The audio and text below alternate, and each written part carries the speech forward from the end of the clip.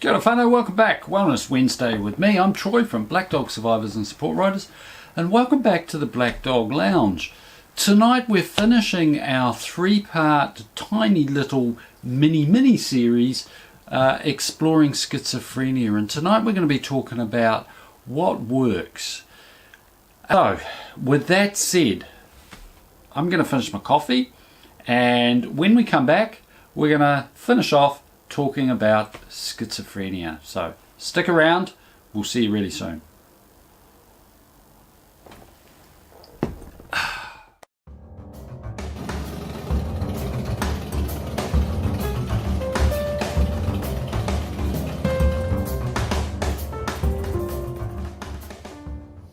Kia ora whanau. Right, welcome back. So tonight, what helps when we're struggling with our mental health challenges, and in particular what could help if we're struggling with the experience that comes with schizophrenia.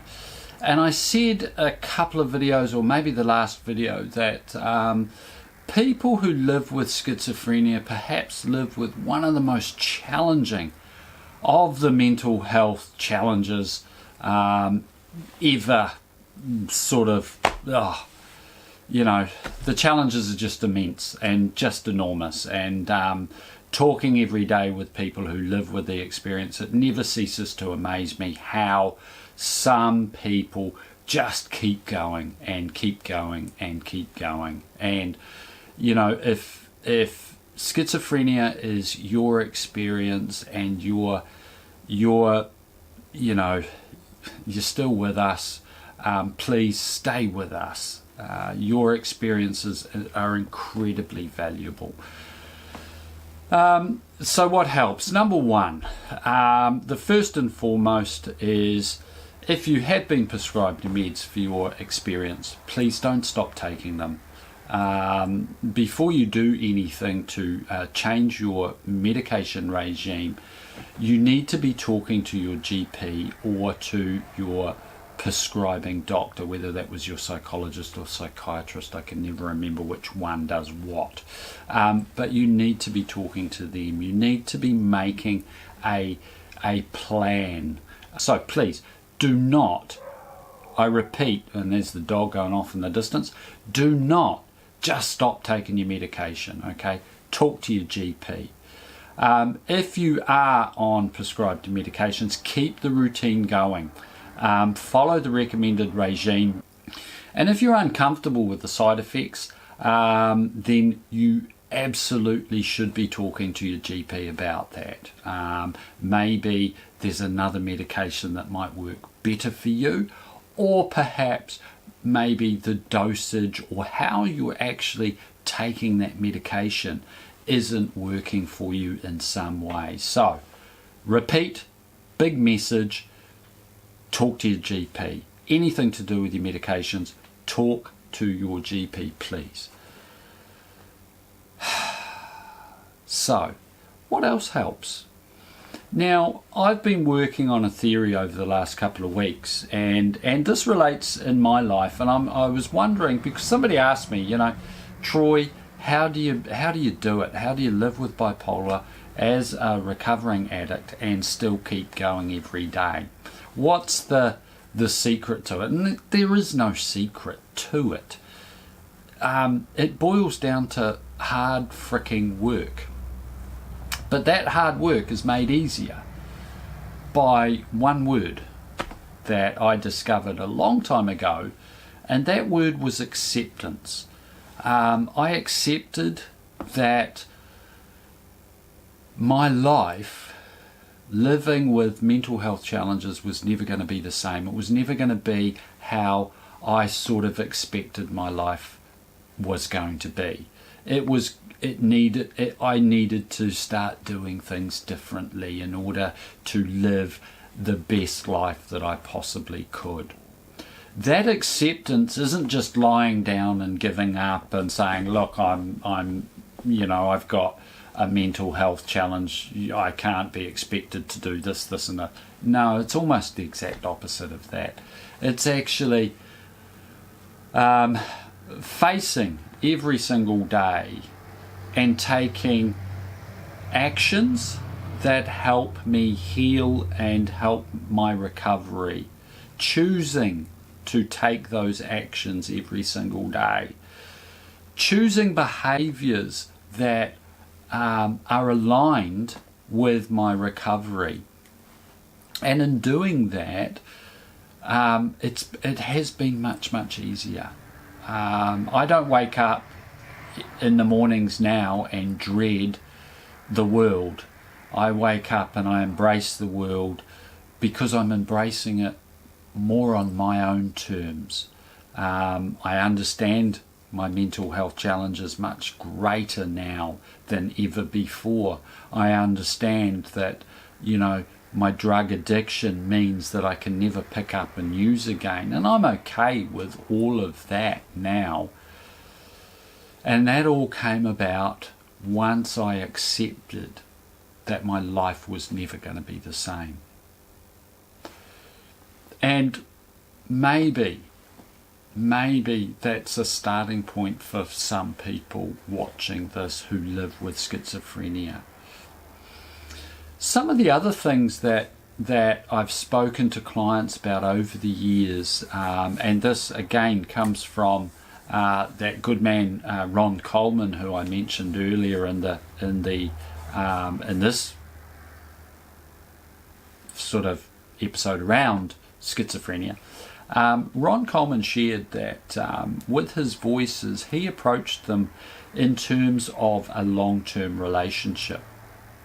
And instead of berating the voices or telling them to fuck off, leave me alone, just go away, look, you're fucking annoying me, you're disturbing me, I'm trying to concentrate, instead of being negative, which didn't help him, and in fact I think he shared in the talk that he gave that it actually increased the volume of the voices and the animosity that he experienced with the voices. Instead of that, he tried another approach where he would very calmly say, hey, look guys, look, right now I can't be listening to this and doing this at the same time.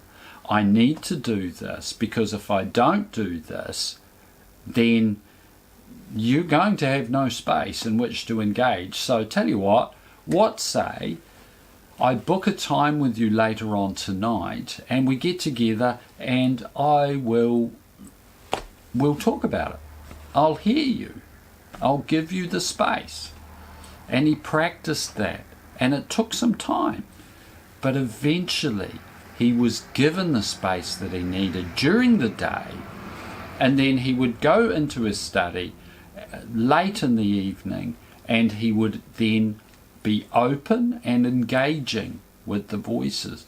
And what he found over time was that the voices were much calmer, more positive in their outlook or what they were saying to him, and he was able to then move forward with his life and lead a very, very a different life after that. So perhaps that's something that if you haven't tried it, give it a go, but don't give up. If at first you don't succeed, keep going. Try and try again.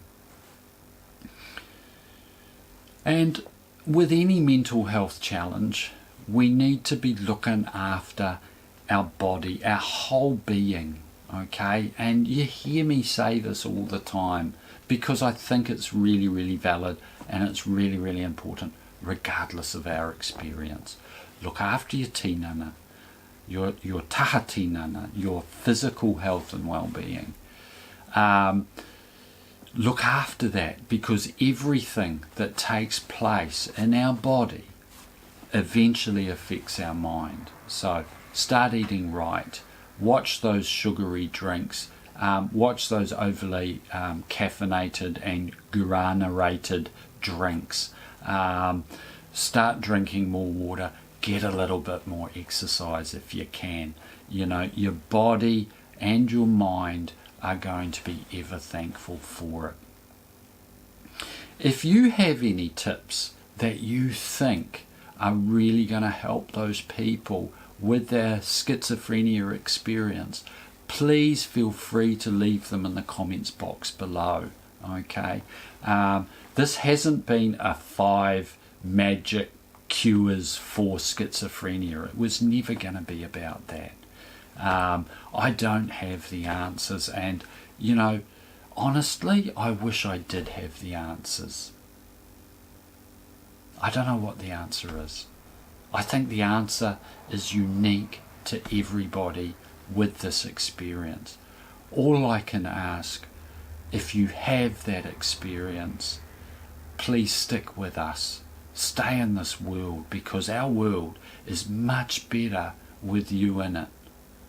It does get easier over time, but it does take a lot of hard work. So, this has been Wellness Wednesday with me. I've been Troy. Tonight we've talked about what possibly could help if we live with the experience of schizophrenia. I hope it's been of some use to you. Don't forget, drop a comment in the box if you've got some tips you'd like to share with the rest of the world, the rest of this YouTube world. You take care, and I'm going to take a couple of weeks break because I'm working on the next part of the series, so there won't be a Wellness Wednesday next week.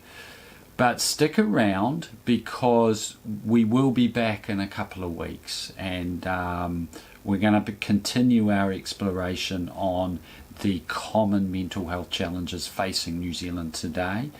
Unfortunately, it looks like I talk too much and I just can't keep this down below 8 minutes. So, you know, I apologise. Maybe I don't for that. But anyway, until I see you again, stay healthy, stay safe. If you are riding, please be bloody careful. The roads are getting really slippery. And we'll talk soon. Much love.